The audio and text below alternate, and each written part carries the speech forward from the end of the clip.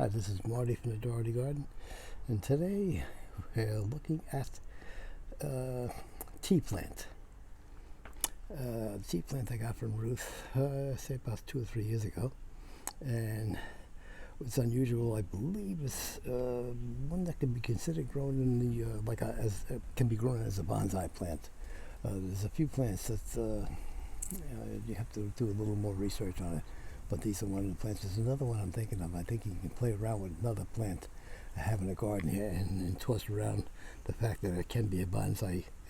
You just have to keep after it.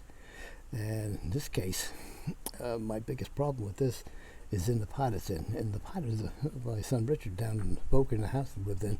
The previous owner was a bonsai collector. And apparently he had a lot of pots left over, and I asked him, "Do you want them?" He said, "No, take them." So this is a bonsai pot. So I says, "Okay, let me put that tea plant in there."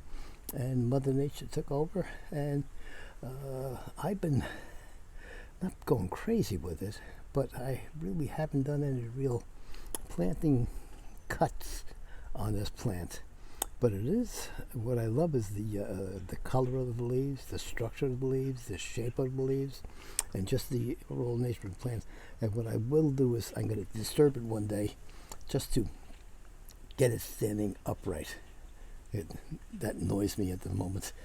But you can see it's tilting to the left a little bit, but it's such a pretty plant. I just hate to touch it, but the temptation just is beyond control at the moment. But I'm trying to remember if I have any flowers that come on this plant or not. But as you can see, it's very, very pretty. Look at each little cluster of leaves comes out in 3 and 4, and the leaf is elongated with this very striking end, and it's just pretty to look at. So I have it on the side of the house in a mostly sunny location, and part of the year gets sun in the shade. But like I'm saying, this is the tea plant. And let me just see if I can just turn it around a bit here. Take a look here. Here's a nice little base of the tree, as you can see. I will, tending, maybe if I turn the tree around rather than play around with it by moving it physically, I can do something.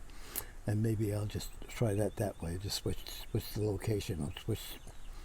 Give it a 180-degree turn in the sun, and just let it sit there for a while and see if I can generate some growth on this side, which seems to be bare at the moment. But like I said, it's one of my tea plants, tea bonsai plant. I had to search after the other one and let's get a hold of that.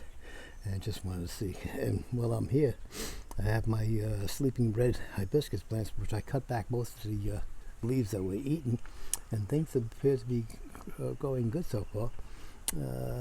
And I got 2 variations here. One's the sleeping red and one's in the red vein. So I just got a label on both. One's red vein and one's the sleeping red. So just a quick note on that. And there's an aloe agave plant, which will probably end up getting thrown out because I just go crazy with those things. All right, and this is Marty from the Dougherty Garden signing off, because Mother Nature's going to dump about an inch or 2 of rain in about 15-20 minutes, but the storm is just upon us. So thank you very much, and we'll look for the next candidate to peel tomorrow.